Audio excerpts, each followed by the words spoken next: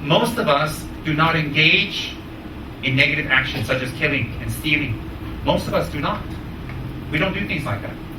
So therefore, simply by existing every single day and not doing those actions do not create any positive karma. Why is that? If by refraining from killing, we receive the result of not killing. Example, if we don't kill, we get a long life.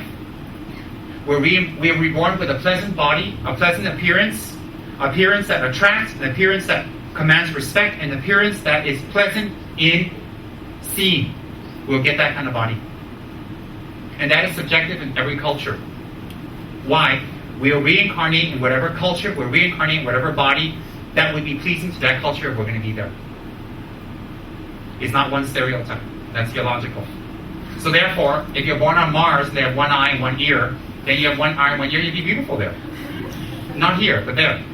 Similarly, if you go there, you'll be ugly. So my point is, from not killing, you'll have a strong body, a healthy body, a body that recovers, and a body that's attractive. Sikje Chemdu Sena, with charisma. Very powerful to attract. Very powerful to see. When you walk down the street, walk anywhere, people have to stare at you and look at you. You'll have that type of body from not killing. That will be the result, a direct result.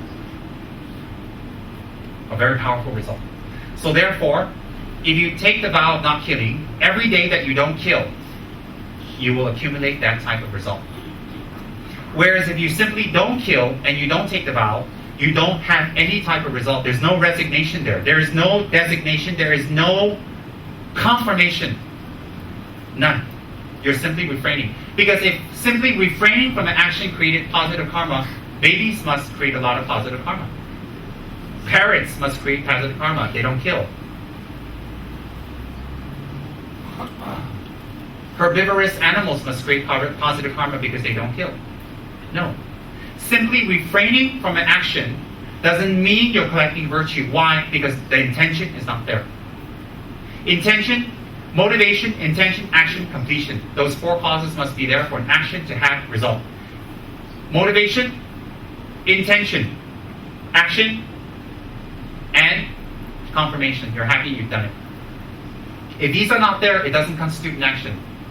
Similarly, if these are not there, it doesn't constitute taking a vow or getting a result. At the same time, it doesn't constitute breaking a vow. Breaking a vow must have intent. Motivation, intent. Action, and completion must be there to break a vow. So therefore you think, oh, I want to kill a person. I'm going to kill him. I'm going to get them. I'm going to kill him. And then you plan. Then you go and kill him. You do it. You finish it. Oh, I'm very happy now. Then your vow is broken. If you're driving down the street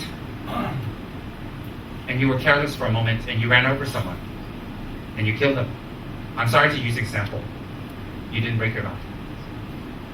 Intention, motivation, action, completion is not there. You don't break your vow.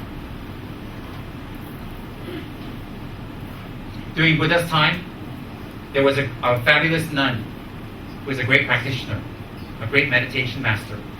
And she attended Buddha's talk. She sat with the Sangha just like every other Sangha, ordained person. And she didn't reside in a monastery, in a nunnery. She resided in a cave. And she went there for meditation. But unfortunately, a group of bandits went there, invaded her cave, and raped her. And so when she attended the teachings the next day after that, she was still able to attend. Some of the other monks told her she can't sit up there with them. And she said, why not? They said, you're disrobed because you've engaged in intercourse. So the Buddha intervened and asked her in front of the Sangha and the people there attended for teachings, did you intend that? She said, no. When they engaged in the action, were you happy your vows are broken? She said, no. And after, when it was finished, did you think in your mind, oh, I wish to do that again? She said, no. Then Buddha says, you didn't break your vow. You are a nun. Please remain seated and attend the talks. So the other monks kept quiet. So what am I trying to say? Is to break a vow or to take a vow, motivation or intent, action, completion must be all there. If it is not there, it doesn't constitute breaking a vow. Doesn't constitute. But that doesn't mean, just because you're habitually inclined, so therefore you can keep on your habituations and never change yourself and never transform yourself at all, and you simply keep on doing what you've been doing before refuge, same after refuge. And that's not very good. So people are afraid of refuge or taking vows because they're afraid of challenging and pushing themselves to another level. They're very afraid of that. And what I want to tell people is, don't be afraid to challenge yourself. Don't be afraid to push yourself to another level. We all need an impetus. Sometimes we need a religious doctrine. Sometimes we need a teacher. Sometimes we come across a prayer. Sometimes we read another person's life story that's very inspiring. Sometimes it could be our very precious mothers. Sometimes it could be a school teacher that becomes an impetus for transforming ourselves. I'm not saying only by religious vows you can become a better person. No. But universally, religion is respected mostly. And religious vows are respected still in this world. Therefore, religious vows are more easier to associate with transformation. So therefore, if you don't have religious vows, it doesn't mean you cannot transform. Of course you can transform. Of course you can. But as I said, because religious vows are more associated with transformation, it's more easier to associate transformation with these vows. What are the vows for? The vows are a direct attack for our habituations. Our habituations are the causes of our imprisonment, are the causes of our suffering. All habituation. So therefore, what we need to learn first is, and this is in relation to vows, imputed objects are imputed. Imputation means something that doesn't exist on its own side. It exists from our side, but not from its own side. That is called imputation. An imputed phenomenon or an imputed object. For example, a horn on a rabbit is an imputed object. It does not exist. It does not exist at all. To say it exists, to draw it in pictures, and to make stories about it, and then scare children with it and say, if you're very naughty, this horned rabbit's going to come and poke you and hurt you and bite you.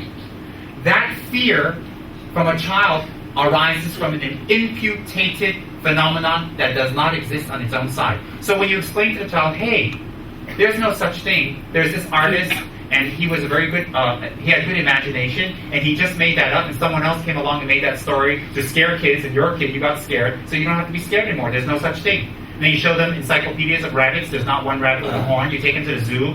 There's no, to the pet shop, there's no horn. So the fear of the child goes away. Why? He realizes that it's not real. Similarly, when we have